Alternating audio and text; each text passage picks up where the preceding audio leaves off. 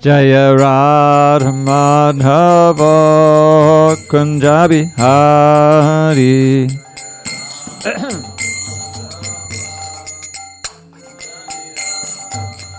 Jaya Radha Madhava Kunja Bihari.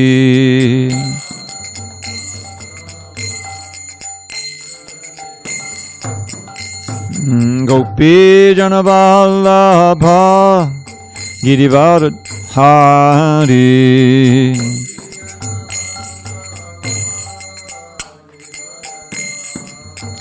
Jai Gopi Janavallabha Girivara Hari.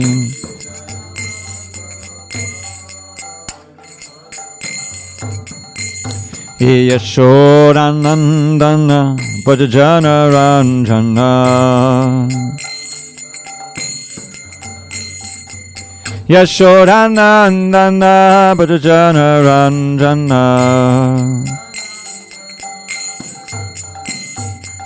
Yamuna Tira Vanachari. Yamuna Tira Vanachari.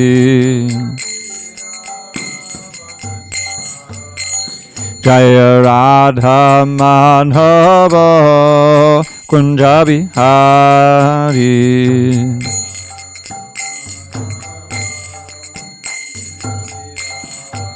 Jaya Radha Madhava Kunja Bihari.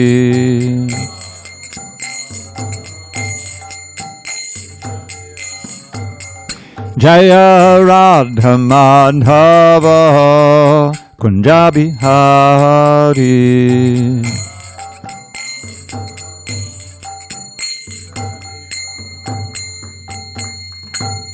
Jai Mr. Pad Paramahamsa. Parudikacharya Ashtotar that Sri Srimad Divine Grace Srila A.C. Bhaktivedanta Swami Prabhupada ki Jai. Iskan BBT Founder Acharya Srila Prabhupada ki Jai. Jai Om Vishnupad Paramahamsa Parudikacharya Ashtotar that Sri Srimad Divine Grace Srila Bhakti Siddhanta Saraswati Thakur ki Jai. Ananta Koti Vaishnavindi ki Jai. Namacharya Thakur ki Jai. Srimad Bhagavad Gita ki Jai. Samaveda Bhaktivinoda ki Jai. All glories to the assembled devotees. All glories to the assembled devotees. All glories to the assembled devotees. All glory to Sri Guru and Gauranga. Okay. So we're on page 658. Om Namo Bhagavate Vasudevaya. Om Namo Bhagavate Vasudevaya. Om Namo Bhagavate Vasudevaya.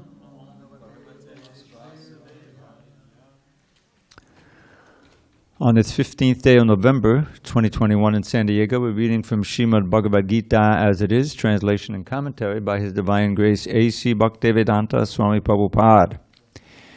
And we are on page 658. This is the end of chapter 17, the Divisions of Faith, text number 28. Yeah, just move there.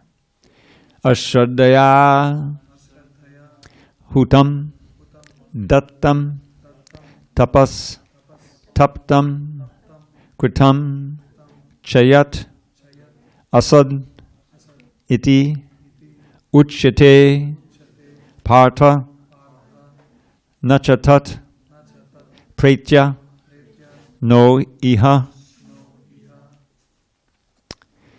Ashraddhaya Hutam Dattam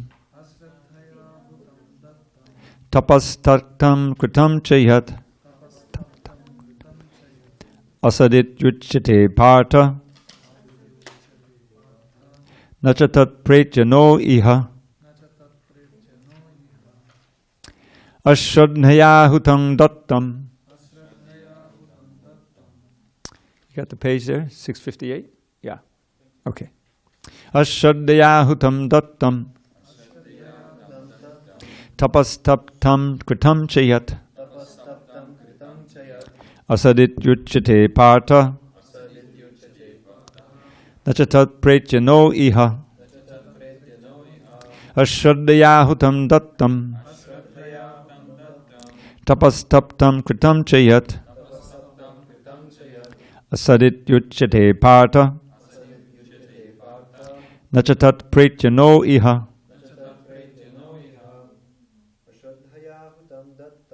ashraddhayahutam dattam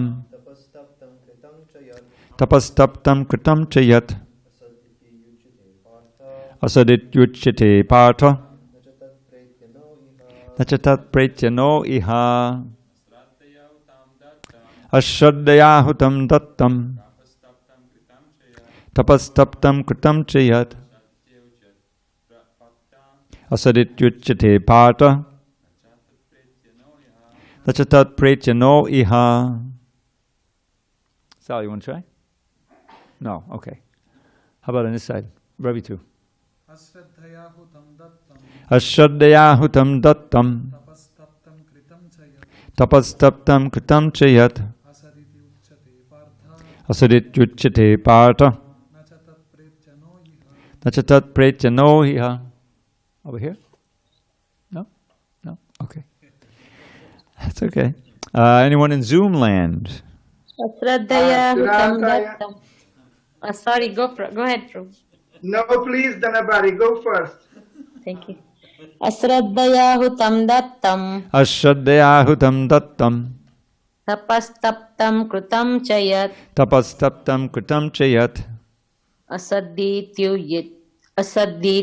yachyate partha asadit yuchyate partha nacha tat pretyano iha nachatat pretyano iha Ashraddhayahutam dattam ashraddhayahutam dattam tapastaptam kritam chayat tapastaptam kritam chayat asaditi uchyate partha asadit yuchyate partha nacha tat pretya no iha. nachatat pretyano iha.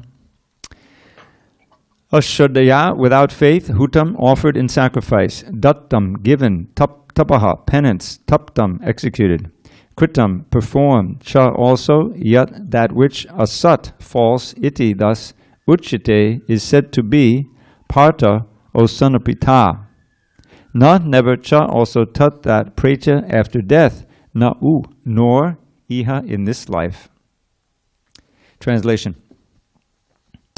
Anything done as sacrifice, charity, or penance without faith in the Supreme, O son of Prita, is impermanent. It is called asat and is useless both in this life and the next. Purport. Anything done without the transcendental objective, whether it be sacrifice, charity, or penance, is useless. Therefore, in this verse, it is declared that such activities are abominable.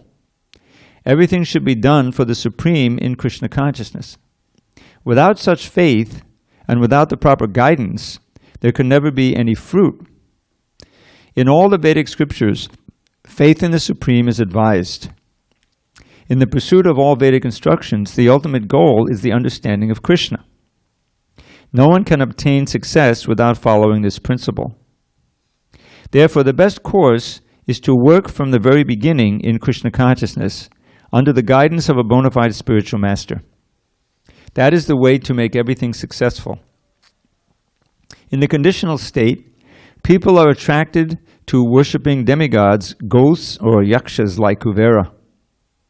The mode of goodness is better than the modes of passion and ignorance, but one who takes directly to Krishna consciousness is transcendental to all three modes of material nature. Although there is a process of gradual elevation, if one, by the association of pure devotees, takes directly to Krishna consciousness, that is the best way. And that is recommended in this chapter. To achieve success in this way, one must first find the proper spiritual master and receive training under his direction. Then one can achieve faith in the Supreme. When that faith matures, in course of time, it is called love of God. This love is the ultimate goal of the living entities. One should therefore take to Krishna consciousness directly. That is the message of this 17th chapter. Om Jnana Timirandasya Jnanandana Salakaya Chakshu Unmilitam Mena Tasmai Shri Gurave Namaha. I was born in the darkest of ignorance, but my spiritual master Srila Prabhupada opened my eyes with the torchlight of knowledge. I offer my humble obeisance unto him and all members of Sri Parampara. And now I'm going to request, can you go in the back and make sure both doors are closed, meaning the kitchen door, as well as this interim door here. Otherwise we risk interruption. So it's interesting that the last verse of this chapter deals with what the first verse talked about, if you recall. Let's check out what it says at the beginning of this chapter. And Arjuna asks, Yash Shastra Vidamutsvaja Yajante Shadayanvita Tesham Nishta Dukha Krishna Satam Aho Rajastama. Arjuna inquired, O Krishna, what is the situation of those who do not follow the principles of Scripture but worship according to their own imagination? Are they in goodness, in passion, or in ignorance? Well, it doesn't mention it in the translation, but notice the word Shraddhaya is there. Shraddhaya means faith. Arjuna's question was, what is the quality of their faith? Because generally, anything we're doing, we have to have some faith that is going to produce a fruit that we're after, isn't it? If you go to college, you know, you're told from when you were very small that if you get a college education, you'll get a better job, you'll live a better life. So you have that faith, you work hard in high school, get into a good college, and then you hope that you can enjoy the fruit at the end. So, but you wouldn't do that. You wouldn't work hard in college or try to get into the college unless you felt confident, you had faith that it would produce a result. And that's true throughout. Hare Krishna Mataji. Do you need a book? You okay? You can use this. Okay. So here at the very end, Krishna is saying, without faith, whatever you do in terms of sacrifice or austerity or any of these charity, it's useless. It doesn't produce anything. Now notice, there's discussion. The previous chapter was talking about the saintly qualities and the demonic qualities, right? So you remember what that word that keeps coming up for the demonic qualities? Dambha. Now dambha means pride, but it also means bluffing, hypocrisy. The characteristic of the demons who are displaying this quality of dambha is that they want to look like they're religious. They want to look like they're saintly and that they're normal people. But actually, they have no faith. They don't have any faith in the actual worship and even in God. They can be complete atheists. But because in society, it's often advantageous to look like you're a good person, right? You'll find that many charlatans, they take on the role of a saint or a preacher or whatever it is, but really they're just in it for the money. So this faith is a key element. And in Krishna consciousness, there is one measure of your advancement in terms of faith. There has to be some preliminary faith. Adau Shraddha. There's a nice explanation of Rupa Goswami, who's our main acharya. We're meant to be Rupanugas, followers of Rupa Goswami, who is the prime follower of Lord Chaitanya. We're following Lord Chaitanya through the means of the teachings of the Goswamis, chiefly Rupa Goswami, Sanat, and the others. So Rupa Goswami, these verses are quoted earlier in one purport, I forget which one. Adau Shraddha, tatak sadhu sangat bhajana kriya, tato narta nivritti syat, tato nishta rujistata. Tata sakti, tata bhava, tata prema abhyujantati, sadhakana mayam premna prado bhave karma. Now he talks about a sadhaka there. A sadhaka is one who takes on the practice seriously. You have the sadhana and you have the sadhya. You have the goal of your practice. And you have to have faith that the sadhana that you're doing is going to take you to the goal. And in this practice, the faith is essential at all steps because we're dealing with things that we cannot perceive with our ordinary senses. in the beginning, near the beginning of the second chapter, first canto, the Sutta Goswami is answering a question from the sages. What is that dharma by which the soul can become fully satisfied?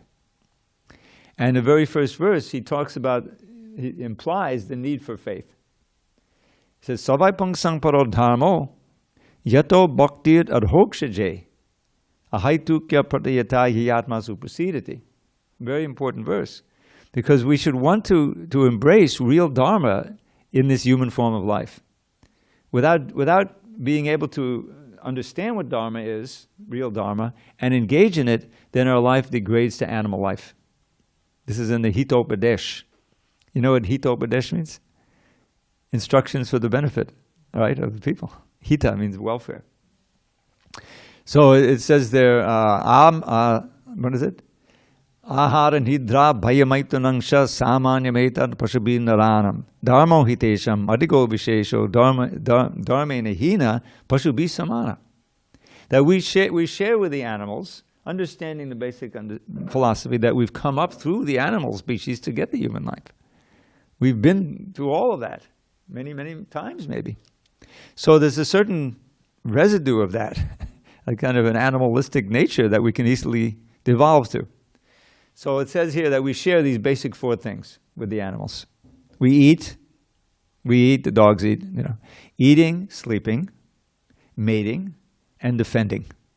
The animals may have the teeth and the claws, fight or flight. Somehow or other they have a way of getting free from danger, trying to get free. And we have our elaborate weapons, whatever it is, but it's the same principle, trying to defend the body against destruction. So this verse says that what is it that distinguishes human life? We share so much. It's dharma. And without dharma, then human life devolves to animal life. It may be polished, but it's the same four basic principles. So therefore, it behooves us to try to find out what is real dharma and then to follow it. That's the whole principle of the Gita. So this particular verse I quoted, he says that the supreme dharma for human beings, which is the subject of the Srimad Bhagavatam, which is like postgraduate for the Bhagavad Gita, is unmotivated, means without material motivation, and uninterrupted devotional service to Adhokshaja, a name of God, which means he who is transcendental to the reach of our senses and mind. We can't perceive him now with our gross senses. But we have to engage in devotional service. In other words, hear about, chant about, serve. So obviously we need faith. And how does that faith come about? Chiefly through the association of someone who is saturated with faith, pure devotee of the Lord.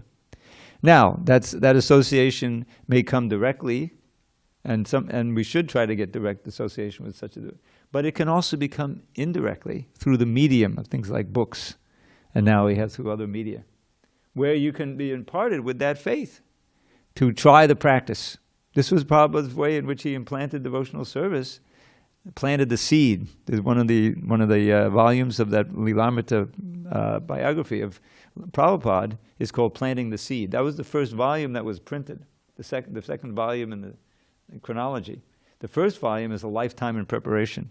Now that took a lot of research, sending people to India, taking notes, interviews, and so forth. The second volume dealt a lot of it with the direct experience of the author, who I knew personally, Satsuru Das Goswami. I worked with him for several years on Back to Godhead.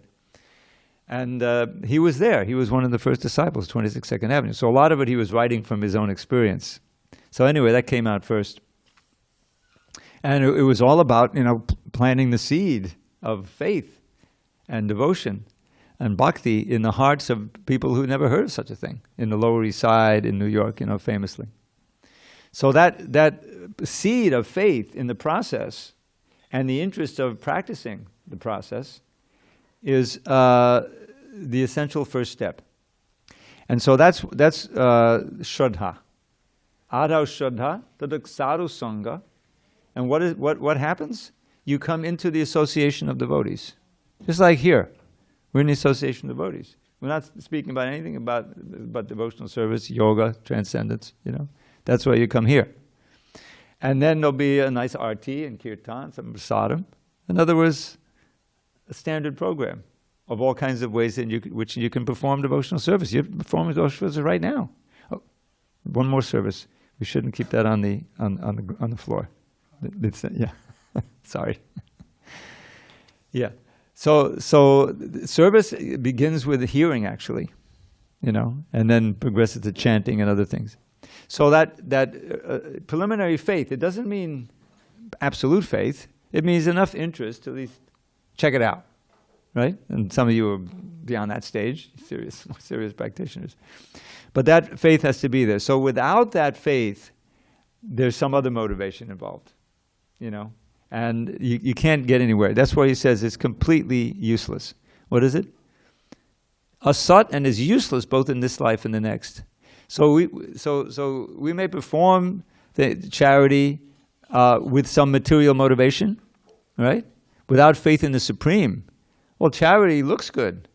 There's a nice story about, I think it was Carnegie, one of these we used to call them robber barons in the early 20th century. They became millionaires, which today would be billionaires, with inflation. Either through oil or through the railroads or some other thing, steel, something like that. I forget which one he was. I may have told this story before. So he would go on the street in New York, and he would find people who, were down on their luck, hobos or something. And he would give them dimes. Here he is with $1 million, and he would go out and giving dimes, And so there was one lady who was writing up this story, and she published it in the paper. And his name was getting, dragged out, and it's freedom of the press. You can't, So he decided. I think he was the one who gave some major charity to start the libraries, the library system, public libraries for the benefit of anyone could get. You didn't have to have money, so this was a significant charity. But he wasn't doing it in order to realize God. He was doing it so that he would look good, so that his name wouldn't. In other words, it was motivated. That it's impermanent and it's useless both in this life and the next. So the idea is that we want to acquire that faith, and on the basis of that faith to act in Krishna consciousness without motivation, without any material motivation. Now that's interesting because one of the motivations that Krishna encourages us to have is to understand the evils of birth, old age, disease, and death. As he says in the 13th chapter, there are about 20 principles of knowledge that he gives there. And one of them is janma, mrityu, jara, vyadi, dukkha, dosha, anudarshanam. So anudarshana means to see, always kind of in the back of your mind or in the front of your mind, but be aware of these four miseries: birth, old age, disease, and death. And this is, if you actually take these into account, you realize that, well, any process of misery mitigation that I'm engaged in that doesn't deal with these is useless. It's just a waste of time. But who is really dealing with it? First of all, you have to believe that you're going to be reborn, that there's the process of transmigration of the soul. And that in itself requires faith. But, we have huge, expensive medical establishment. It's worth trillions of dollars. And America spends trillions of dollars on medical insurance and all kinds of things. And yet, people get sick anyway. They may be able to mitigate the disease, come up with the vaccines, against the pandemics, and you have crazy people that, I'm sorry, there may be a non-vaxxers in here. But the idea is that not everyone has faith in the vaccines. But the point is that whatever we try to do, it fails in the end, because people get sick and they die. Death is there. And then, we can't see this, you get reborn. You go through it again and again and again. So Krishna says, he's established that at the beginning. His first instruction is that, hey, just as you've been transmigrating in this body to different forms, right? No one sitting in this room has the same body they had 10 years ago, right? Some it's very obvious, some just a few extra white hairs, whatever. And some, but it's a different body. It's changing. And you will get another one after you leave, right? Tata dehantara praptiya. This is practically his first instruction. So that changes everything, all the calculations. If you're trying and trying and trying in this lifetime to accumulate this, to get some security, to get some happiness, establish a family, all these different things, but it's all going to end because you're going to leave this body and take another one, then what's the actual point in striving just for that? Not that you shouldn't have a family and everything, but there has to be a higher purpose that solves this basic problem. So that can be a very important initial motivation for taking up yoga, for taking up any kind of transcendental science. I want to break out of the bonds of birth, old age, disease, and death, samsara. Right? That's worthy. But ultimately, in Krishna consciousness, that motivation may be there to start. It's okay. But it goes into the background because the process of devotional service is so strong that even in this lifetime, you get the sense of liberation. Because you're confident of being reborn as a human being and to have another chance to practice devotional service. In other words, you'll either go back to Godhead or you'll take your next step on the way back to Godhead. You're now on the path. And it's quite amazing because, I've been in this movement for almost 50 years. And I've seen many people come and go. I remember the first time I saw someone leave, I was shocked. I was in this temple and it was very vibrant and we had kirtans and everything, Oh, this is great, And then this Bhakta so-and-so came and then, I don't know how long it took, a few months, and he disappeared. Why, Well, there's all kinds of reasons, that made someone do that. But the point is that if you do it right, you feel a certain sense of confidence that you're doing the right thing for yourself, ultimately, and for everyone around you. So that's the faith. That faith comes through, as I mentioned, through association with the faithful, especially the pure devotee. And it comes also from your own experience. Just like someone says, try this ice cream. Now, they're your friend. They're not a stranger. They're not trying to sell you anything. You say, why would they lie to me? Okay, I'll try it. You have faith in their judgment. And you try it, and it's been offered, okay? And, it's great. Coconut swirl, whatever it may be. So your faith is, now you don't need any faith. Now you have direct experience, right? Now you can give it to someone else and inspire faith in them. Because you're a trustworthy person, from previous experience. And you have a relationship with this person where they're your friend. They like to give you things that will please you, and you give them. In other words, that's what friends do generally. So therefore, the faith is confirmed. It's a wonderful taste, and it makes your faith stronger in that person. It's a mundane example, but this is how we live. There has to be faith in just to get up and go to work. To do things. This is why inflation is so bad. It's increased. This is like one of the worst things for the incumbent, because one of the people have to have faith in the money. If the money is, like they have this, what is it, superinflation, hyperinflation they had during the War of World II, and German currency became worth nothing. We haven't had that since I've been alive. We never had that in the United States, but it got pretty bad in the 70s, and because the people lose faith in the currency, the whole government is finished. So everything moves on faith, but we are looking for that faith in the ultimate, repository of faith, which is Krishna himself, or God himself. So here, this chapter ends on this note that anything done as a sacrifice, charity, or penance, and this will continue in the next chapter, the need for continuing, even in Krishna consciousness, this practice of sacrifice, charity, and penance, or austerity. But it has to be done with the full faith that this is going to result in our purification, and we're going to get closer into Krishna. And the wonderful thing about Krishna consciousness is that if you do anything sincerely, you can feel it. You can feel a result. You're feeling more peaceful, more joyful, more comfortable in Krishna consciousness, confident that you can do it.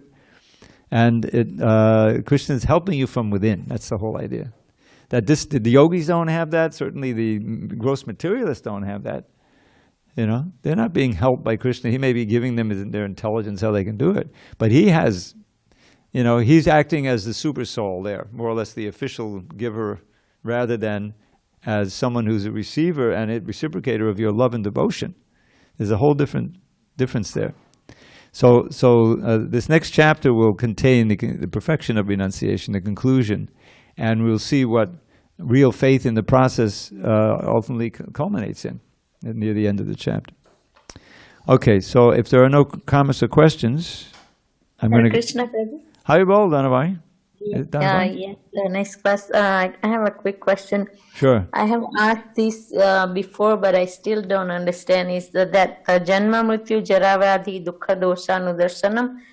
Does that means that I'm seeing all these Janma Mrityu Jaravyadhi and it's source of the misery? Is that the meaning of this?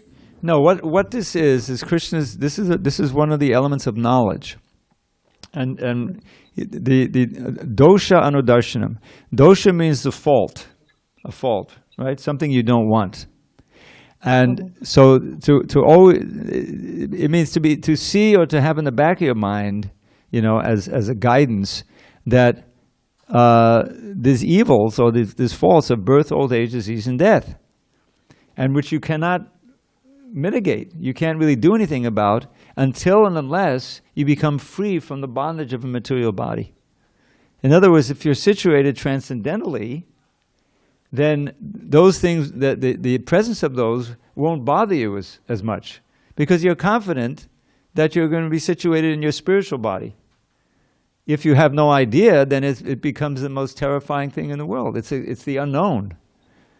You've put all your faith in matter.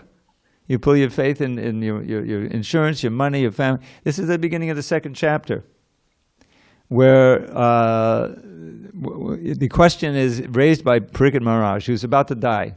Voluntarily, basically. He's accepted this curse, 7 days, and he could have counteracted it, but he accepts it. And so he's got 7 days, and he uses it to the best account every moment by sitting down on the bank of the Ganges Yamuna and listening to the Srimad Bhagavatam, as spoken by the greatest speaker of Bhagavatam, Shukadev Goswami. And so the first question he asked Shukadev is, what should one do as death approaches? What should you hear? How should you place your mind? How should you fix your consciousness? So first thing is Shukadev, he praises the question. Bhadiyanishate prashna kuto loka hitang nipa atmavit samatang pungsam shota vyarasha yakparaha. Here's that word hita again. It's in Hitopadesh. He says, Vadiyan, very nice question. Vadiyanishate prashna krito loka hitang nipa. O king, this question and its answer is for benefit for everyone who hears it. Those who asked it, those who give the answer, and those who hear the answer. And that's us. We're listening in by reading Bhagavatam. So it's approved by all of the great sages and saints, like that. And then the next question, in the next verse, he says, but Shrotavyadini Rajana Ninangsanjitarhashaha Apashyatam Atma Tattvam Griheshu Grihamedinam. For those who are simply materialistic, householders or non-householders, but there is a householder, generally people like that, but they're totally materialistic. They have millions of things to hear. Just look at the internet. It's a total disaster. Now you can pick what reality you want. And you can just listen to those things, and you can start to believing that, and you live in a dream world. It's almost like we're seeing the Bhagavatam enacted, everywhere. Where people, they hear things that are complete lies and falses, and they create a reality after that. They don't want to hear anything else. So that's the extreme example of what Shukadev is saying. There's millions of things to hear. For those who have no vision of the absolute truth or are not interested in that. And then he paints quite a bleak picture there. He says, what do they do during the day and night? He says, Nidriya riyate naktam vibayena chabhavayak divacharte he rajan kutubambaranenava. And Prabhupada uses this word, the word that I'm going to use, you'll be surprised. So, during night, they either sleep too much, or they try to enjoy sex, And during the day, they work hard to make money, right? And on the weekend, they go shopping. In order to support the family. Kutumba Bodhanena Va. You know? So and so naturally, there are dangers. You know, you perceive so many dangers to that. So you have to have soldiers to defend against the dangers. So he lists the soldiers, fallible soldiers. He's putting your faith in that which really can't save you. Deha patta kalat radish atma sanyeshva satvapi tesham pamato nidanam pasyanapina pashyati. So the first thing is the body. We want to have a strong, healthy body. I was pointing out, I was chanting my rounds, and I kind of walked out into the lobby one morning, 5:30, 6, 7. And they were having their morning program across the street in the gym, in the gym over there. You know, and there they were. The sun hadn't risen yet because it's getting dark, you know, dark time. And there was some Mataji, you know, pushing this guy. And one guy was advising her, do it this way. I was just watching, you know, from a good. And what was the point? Strengthen the body, right? To get a strong body. That's what I need. That, you know, I don't look well enough, and whatever, and fat, whatever the reason was. They had faith in that was what they're going to do. But here he's saying, deha. The deha is not going to help you, ultimately. Your body, you're going to get old. You cannot defend against the onslaughts of time. It's just a prison house. If you're not using it for Krishna, it's a great burden. And then of course, we have the children, and other relatives, Patya, Kalatra, the wife, etc. All of these extensions that we build. And of course, the bank account and everything. And this is going to protect us. Insurance. What's the source of it? What's the source of insurance? Life insurance, health insurance, car insurance, fire insurance. Fear. It's all fear, right? Bhayam dviti. Heaven forbid something bad will happen. Well, it might happen. It happened to my friend. So, okay, I'm all set. I've got all the insurance. Meanwhile, you're paying all your money out in insurance. So, but it's a way of kind of, you know, decreasing the anxiety. You know, but the anxiety keeps going, especially as you get older. So all of these things, and then he has a very interesting statement, which comes up elsewhere. Pashyan apina pashyati. But you've seen by history, you don't have to live very long to see, oh, your grandfather died and so forth. So, and you know, this one went broke, and so that money doesn't ultimately help, and the other, you know, so he says, Tesham pramato nidanam. Because they're maddened and because they're ignorant, they see that these soldiers are fallible, that it's not really going to help. But though it's they see, they don't see. In other words, it doesn't register the implication of it that you have to find some other source of solace and safety, spiritual, you know. So that's the beginning statement of Shukadeva Goswami. So what's the solution? So he says, here's what you should do. Because the question was, what should one do when he's faced with death? And Prabhupada makes the point in the purport, we don't know if we have 7 days. We may not have 7 minutes. You know, so we have to take this very seriously. So he says, Tasmad Bharata, Bharata is the descendant of King Bharat. Bharata Sarvatma, Bhagavan Ishvaro Hari, Shotavyak, Kirtitavyasya, Smartavyak, Chechita Bhayam. Those who want abhaya, fearlessness, we're at the very beginning of chapter 18. Text number, page 661. We haven't read it yet. Hopefully we'll get to it. So, tasma, therefore. Practically, if all you can read is this beginning of the second canto, you'll get a full lesson, you know, of Krishna consciousness. So he says, oh, descendant of Bharat, Parikit. He's invoking his wonderful lineage. Then he gives 4 words, definitions of God, you know, because you're going to have to absorb the mind. Sarvatma, Bhagavan, Ishvaro Hari. Sarvatma means the super soul in everyone's heart. Bhagavan, the Supreme Personality of Godhead. Ishvara, the Supreme Controller. And Hari, he who takes everything away, including your anxiety if you serve him. So, what should you do? Hear, Shotavyak, Kirtitavyasya, chant, Smartavyak, and remember. Hearing, chanting, remembering. Those are the first 3 of the 9 processes of devotional service. For those who want fearlessness as death approaches. And death is approaching, all of us. So that fearlessness can only come if you transcend the identification with the body. If you think I am the body, then you're headed toward annihilation. but we're not. Every body dies. Forgive me for those who heard this one before. I put this into a little poem. Every body dies without end. So everybody dies. Nobody dies. Wake up and open your eyes. You're not that body. You're a pure spirit soul. Chant the holy name and attain life's goal. The whole philosophy is right there. But we have to be convinced. We have to have faith that we're not the body, that we're spirit, and that's not so easy because we can't see, But that's what Krishna consciousness does. So, how do we get off into that? Did that answer someone's question? Yes, Prabhu. Thank you so much. Hare Krishna. Nice. We have another question from Dimitri, a local. Yeah, just a quick question. In the purport, it is mentioning about the ghosts and yakshas. Yeah. I just want to ask about yakshas. Who are they? Who are the yakshas? Well, there's people like Kuvera. The yakshas, they're not devotees. Do you remember the pastime of Dhruva? You were here when we read about Dhruva, 4th canto. He went off to do his meditation. The Narada Muni had instructed him, so he's in Vrindavan, Mahavan, meditating. So while that was going on, his elder brother, who was the one who got on his father's lap, the whole thing that started with it, he was in the forest, and he was killed by the yakshas.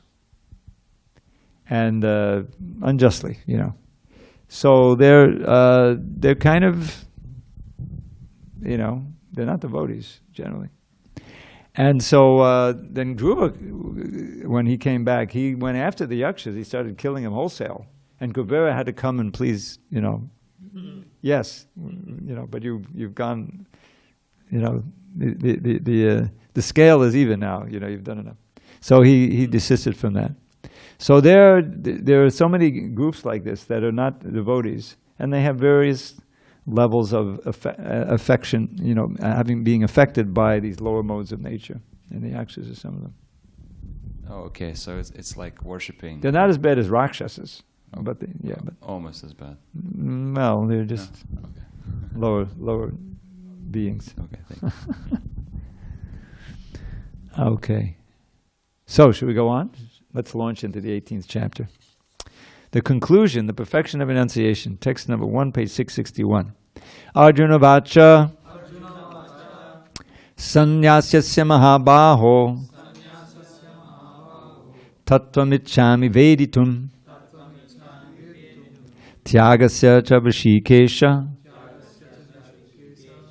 pratakkeshi nashudana. Arjuna said, Almighty Armed One, I wish to understand the purpose of renunciation, or tyaga, and of the renounced order of life, sannyas. O killer of the Keshi demon, master of the senses. Purport. Actually, the Bhagavad Gita is finished in 17 chapters. The 18th chapter is a supplementary summarization of the topics discussed before. In every chapter of the Bhagavad Gita, Lord Krsna stresses that devotional service unto the Supreme Personality of Godhead is the ultimate goal of life. This same point is summarized in the 18th chapter as the most confidential path of knowledge. In the first 6 chapters, stress was given to devotional service. Yoginam api sarvesham. Of all yogis or transcendentalists, one who always thinks of me within himself is best. This is the last verse of the 6th chapter. In the next 6 chapters, pure devotional service and its nature and activity were discussed. In the third 6 chapters, knowledge, renunciation, and activities of material nature and transcendental nature and devotional service were described. It was concluded that all acts should be performed in conjunction with the Supreme Lord, represented by the words Om Tat Sat, which indicate Vishnu, the Supreme Person. The third part of the Bhagavad Gita has shown that devotional service and nothing else is the ultimate purpose of life. This has been established by citing past acharyas and the Brahma Sutra, the Vedanta Sutra. Certain impersonalists consider themselves to have a monopoly on the knowledge of Vedanta Sutra. But actually, the Vedanta Sutra is meant for understanding devotional service, for the Lord himself is the composer of the Vedanta Sutra, and he is its knower. That is described in the 15th chapter. In every scripture, every Veda, devotional service is the objective. That is explained in the Bhagavad Gita. As in the second chapter, a synopsis of the whole subject matter was described. In the 18th chapter also, the summary of all instruction is given. The purpose of life is indicated to be renunciation and attainment of the transcendental position above the three material modes of nature. Arjuna wants to clarify the two distinct subject matters of the Bhagavad Gita, namely renunciation, tyaga, and the renounced order of life, sannyas. Thus, he is asking the meaning of these two words. Two words used in this verse to address the Supreme Lord, Rishikesha and Keshi-Nishudana, are significant. Rishikesha is Krishna, the master of all senses, who can always help us attain mental serenity.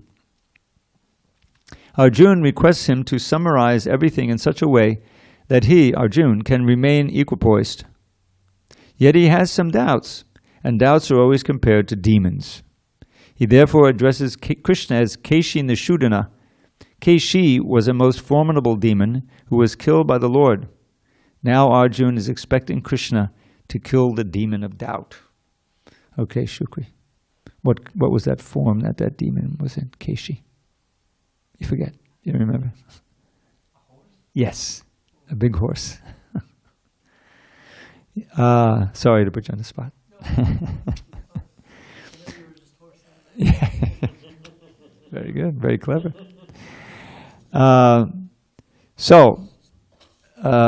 These subjects matters again are going to be coming up. What is it won't be long before Krishna talks about yagya, dana, and tapa. That comes up in the third verse. Sacrifice, charity, and tapasya, which we dealt with already in the previous chapter. So, one note on this word renunciation, because this comes up. There's tyaga and there's vairagya. And we're actually ultimately more concerned with vairagya. Tyaga literally means giving up. There's certainly things that we have to give up if we want to be serious about advancing in devotional service, such as illicit sex, meat eating, intoxication, and gambling. This is our serious tyaga, and it's a prerequisite. Prabhupada never wavered on that.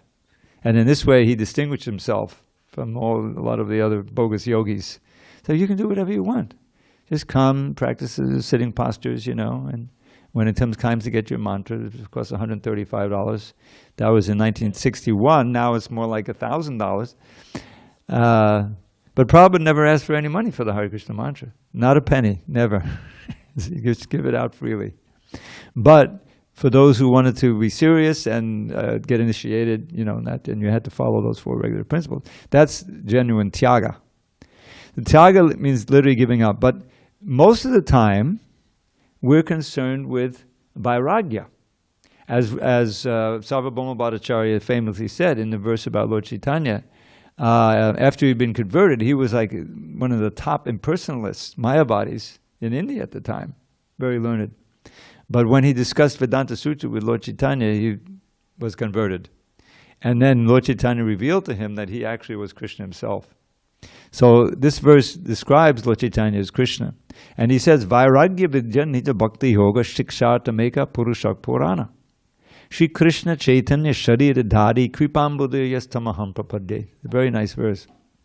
Prabhupada would quote it often. So he says this very same ancient person, Krishna, has now appeared to teach devotion to himself, characterized by vairagya and vidya, detachment and knowledge. They go together. Shikshartam, for the purpose of teaching it. But he's now in the form and has taken the name of Sri Krishna Chaitanya, Sharira Dhari. He's taken on that form. He's an ocean of mercy and I surrender unto him. Very nice verse. So why is Vairagya and Vidya so important? Because, let's listen to the word now, Vairagya. Raga is desire or attachment for something, right? Now, Vairagya is absence of attachment. But we're not meant to kill attachment. We're not meant to kill desire. We're meant to purify it and redirect it. That's why we're meant to be Ragha Nuga Bhaktas. It's the same word, Raga. But this is attraction and attachment for Krishna, for service to Krishna and for Krishna's devotees. Transcendental attachment. That's what real raga is. So we don't want to give up that raga. We want to give up the attachment to matter, which is binding us to this world and which is causing us so much pain. So it's a transference. Now, renunciation can be there or not. Now, certain things have to be renounced, no question.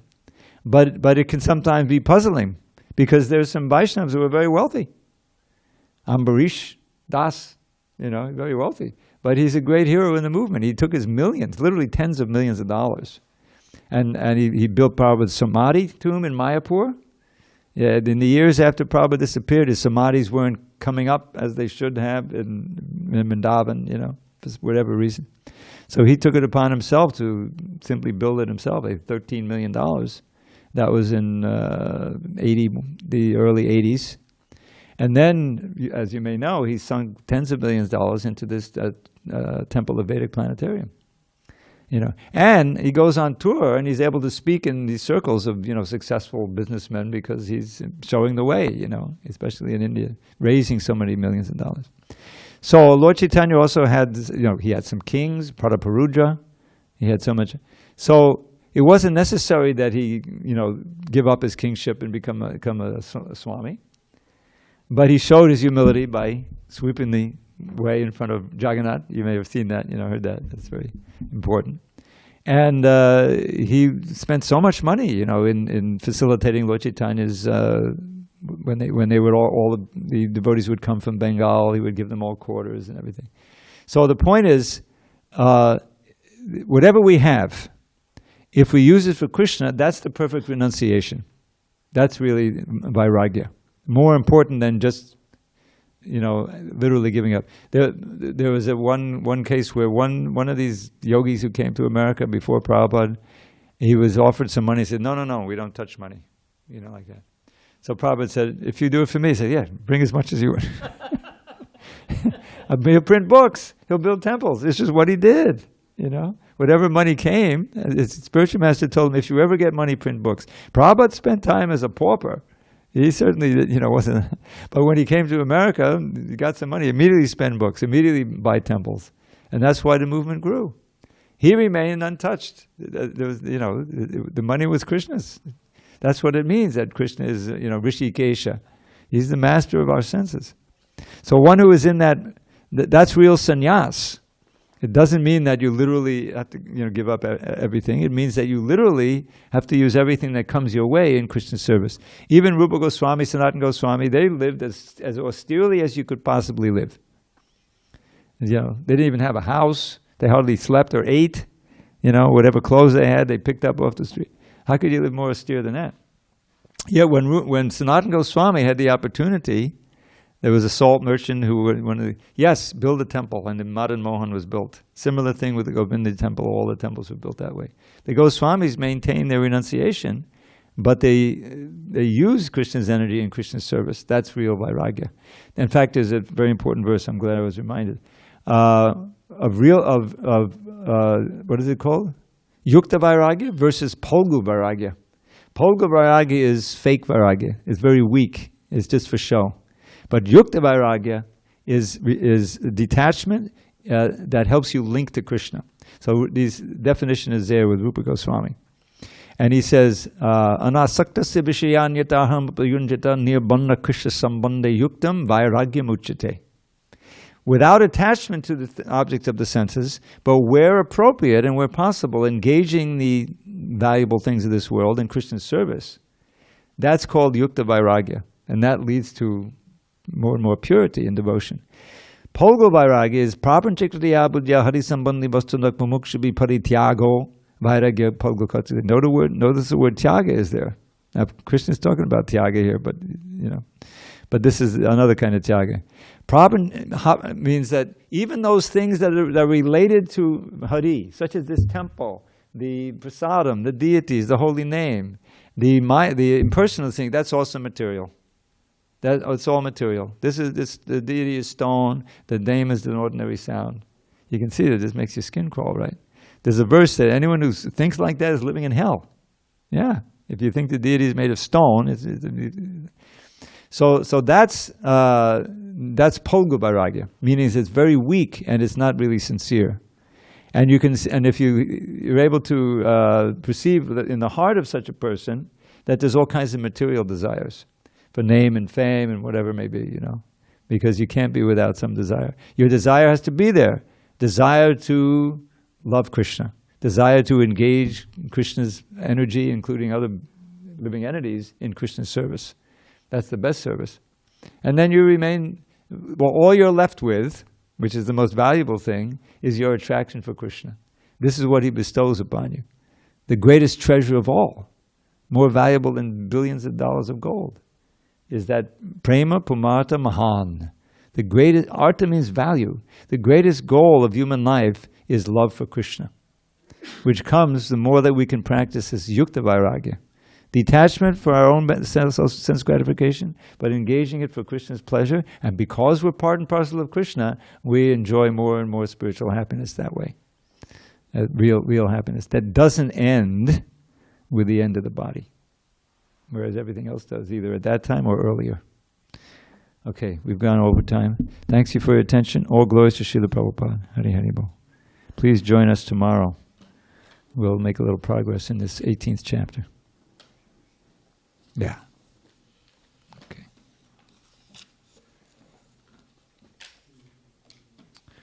Hare Krishna.